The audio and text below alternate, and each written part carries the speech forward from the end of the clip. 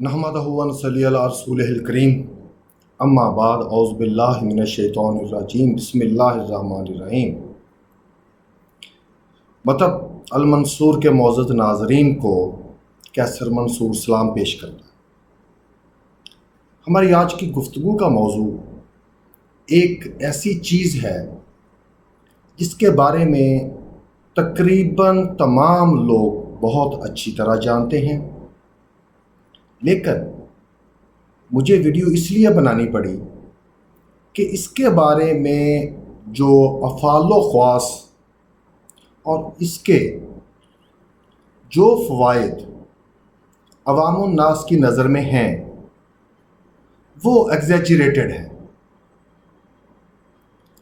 क्योंकि चीज़ को इतना बढ़ा के बयान कर देना कि वो अपने असल से ऊपर चली जाए या किसी चीज़ को इतना गिरा देना कि वो अपने असल मकाम से नीचे गिर जाए, तो ये अदल नहीं है। अदल ये है कि चीज़ों को उनके अफ़ालो ख़वास के मुताबिक उनकी दर्जाबंदी की जाए। हमारा आज का मौज़ू सुख़न है गुड़, शक्कर। गुड़ जिसको जगरीबी के अंग्रेज़ी में कहते हैं, और चीनी। एक बात ज़हनशीन कर लीजिए कि चाहे चीनी हो जिसको हम वाइट रिफाइंड शुगर कहते हैं, या देसी चीनी हो जिसको हम क्रूड शुगर कहते हैं, या गुड़ हो जिसको हम जगरीबी कहते हैं, या शक्कर हो जिसको हम ऑर्गेनिक शुगर कहते हैं। इन तमाम चीज़ों का मंबा जिससे ये बनती हैं, इनका जो रॉ मटेरियल है वो गन्ने का रस है। अब गन्ना इन तमाम प्रोडक्ट्स की मदर प्रोडक्ट है। गन्ने से जो रस निकलता है जिसको उर्दू में रौ भी कहते हैं, वो इन तमाम प्रोडक्ट्स की बेस है। अगर मैकेनाइज तरीके से बहुत बड़े पैमाने पे गन्ने को क्रश किया जाए, उसका रस निकाला जाए, उसको डी कलर किया जाए, उसमें तमाम इम्प्योरिटीज़ को खारिज कर दिया जाए और 100% खालस सुक्रोज उसको जब क्रिस्टलाइन स्ट्रक्चर में बना लिया जाए जिसकी प्योरिटी 99.9% होती है, तो वो हमें वाइट रिफाइंड शुगर की सूरत में मिलती है।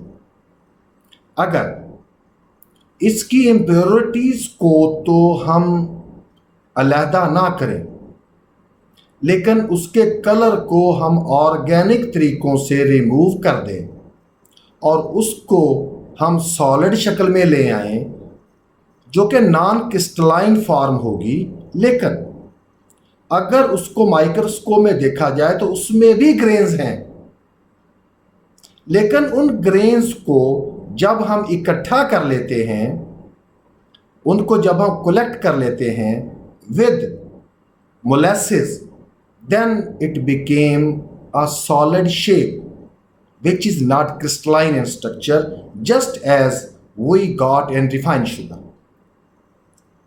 This is the basic difference between white refined sugar and jaggery. अब हम इसको थोड़ा सा साइंसी बुनियादों पे इनको खोल के देखते हैं कि ये इनमें फ़र्क क्या है और उस फ़र्क की वजह से हमारे जिस्म पे ये क्या असरात मुरतब करते हैं।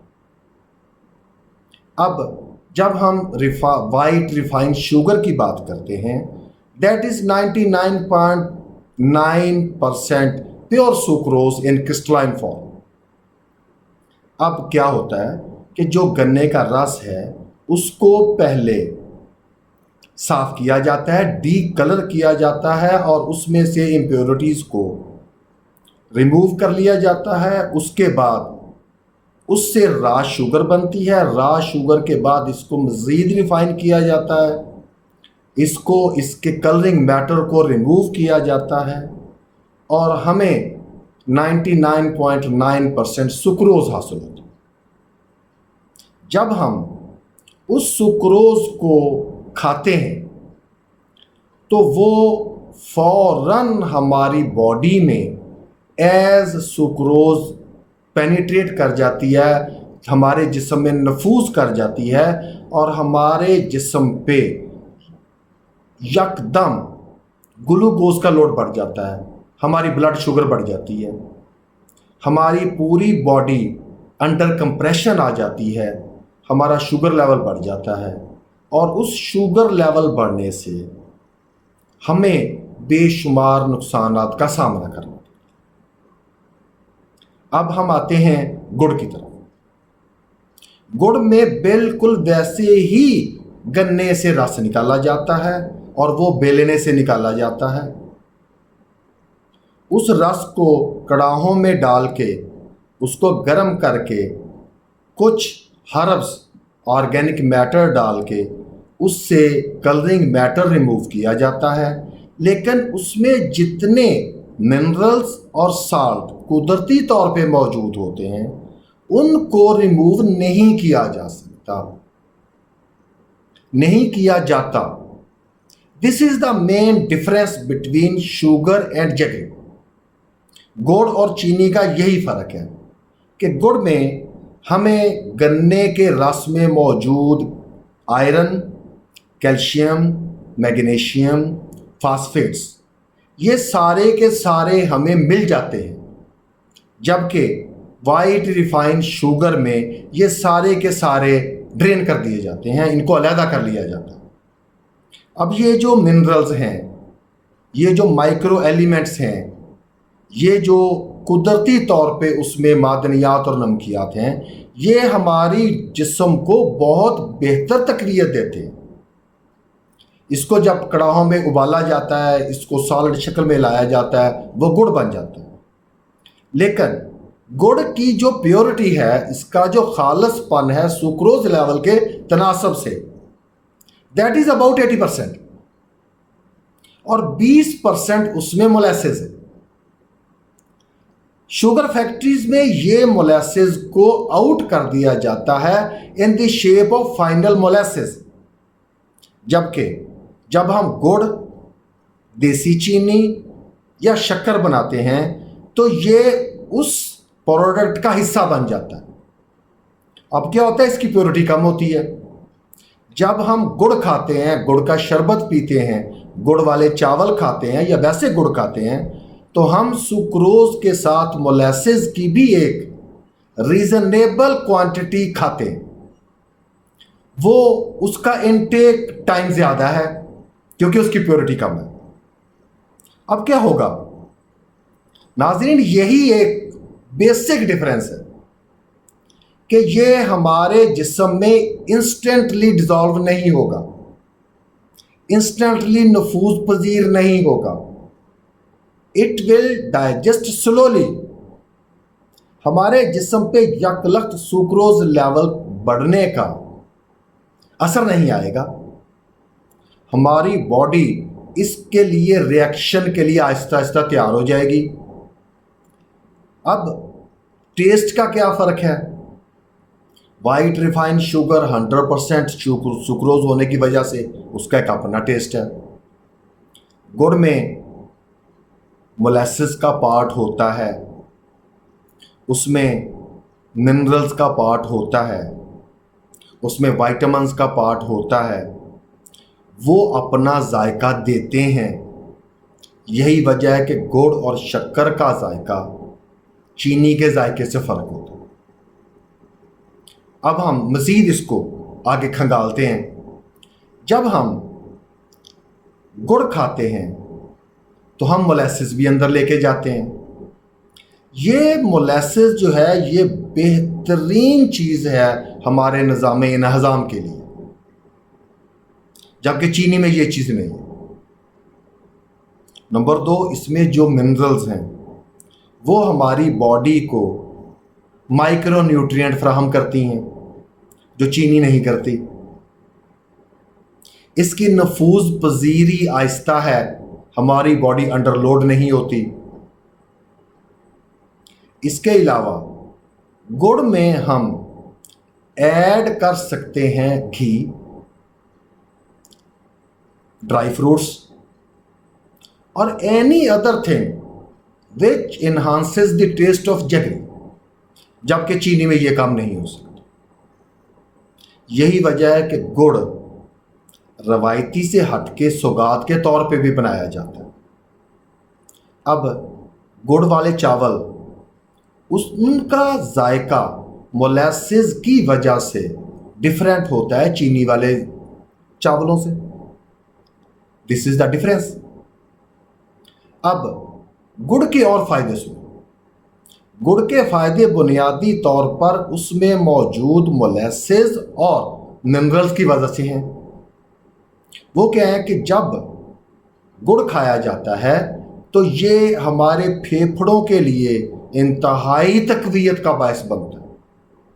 پھیپھڑوں میں جمی ہوئی گرد و غبار کو صاف کرتا ہے، نظام انہضام کو بہتر کرتا ہے، ہمارے اسٹول کی کوانٹٹی کو بڑھاتا ہے، آنتوں میں فضلے کی حرکت کو بڑھاتا ہے، کیونکہ یہ آہستہ آہستہ جسم میں پینیٹریٹ کرتا ہے۔ تو اس کا فائدہ ایک اور بھی ہے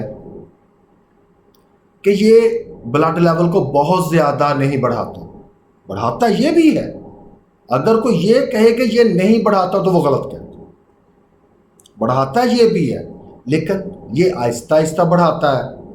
وائٹ ریفائنڈ شوگر یا سفید چینی وہ جلدی بڑھا دیتی ہے۔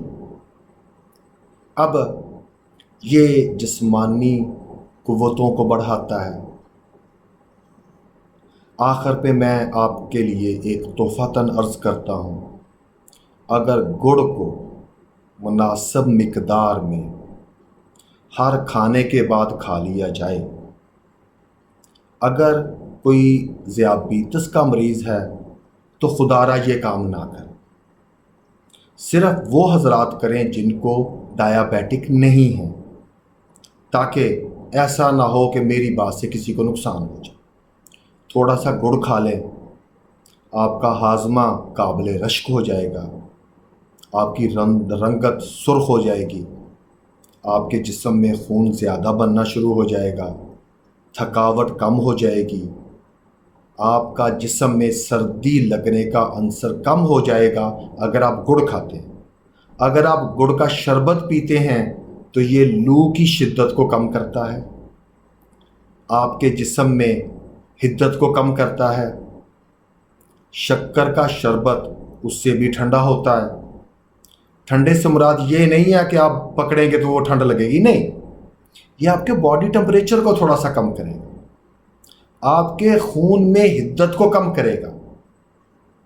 جو لو کے تھپیڑے آپ برداشت کرتے ہیں یہ ان کو کم کرے گا۔ اگر تھوڑی سے گڑ کو دیسی گھی میں جلا لیا جائے اور وہ گڑ جب جل جائے تو دیسی گھی کو آدھا چمچ چھوٹے بچوں کو پلا دیا جائے تو یہ ان کے لیے ایک بہترین ملٹی وٹامن کا کام کرے گا۔ اگر کسی بڑے نے کھانا ہے تو ایک بڑا چمچ اس دیسی گھی جس میں گڑ کو جلا لیا گیا ہو وہ استعمال کرے تو اس کی طاقت میں بے پناہ اضافہ ہو جائے۔ پہلوان اکثر یہ کام کرتے ہیں، ایتھلیٹ اکثر یہ کام کرتے ہیں، ہمارے کسان بھائی اکثر یہ کام کرتے ہیں، جو کارخانوں میں کام کرتے ہیں ہمارے بھائی، جہاں پہ دھول مٹی اور ڈسٹ ہوتی ہے، وہ جب کام سے فارغ ہوتے ہیں نہا دھو کے سب سے پہلے گڑ کھاتے ہیں، ان کا گلا صاف ہو جاتا ہے۔ گڑ سانس کی بیماریوں کے لیے بہت اکثیر ہے، یہ آپ کے پھیپھڑوں میں موجود نالیوں کو صاف کرتا ہے۔ آج کے لیے اتنا ہی، انشاءاللہ یہ موضوع بہت بڑا ہے، آپ یہ ویڈیو بہت لمبی ہو گئی ہے اور یہ کم از کم اس سے 2 قسطیں اور اسی تناظر میں آئیں گی تاکہ ہم گڑ، شکر اور چینی کو سائنسی بنیادوں پر پرکھ سکیں، تاکہ ہمیں پتہ ہو کہ ہمارے پاس جو متھے ہیں ان کے پیچھے حقیقتاً کیا راز ہے۔ السلام علیکم، اجازت دیجیے، اللہ حافظ۔